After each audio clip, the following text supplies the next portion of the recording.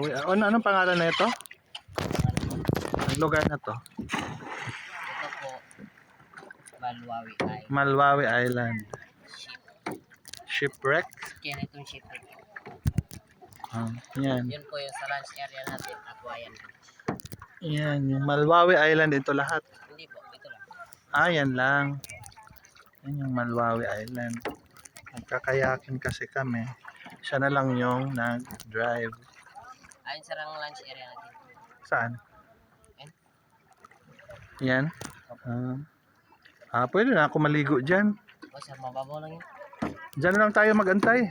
O sir, dyan lang tayo magantay sa kayo. Oo, wag na tayong bumalik dun. Pero baka baka sabihin nila na bakit hindi kayo bumalik. Wala sir, hindi na tayo magkanyan. Alam na nila na dyan tayo. Sabihan mo na lang ha. Alam mo sir, mamaya yan. Pagdating natin doon yan, mamaya papunta na rin sila.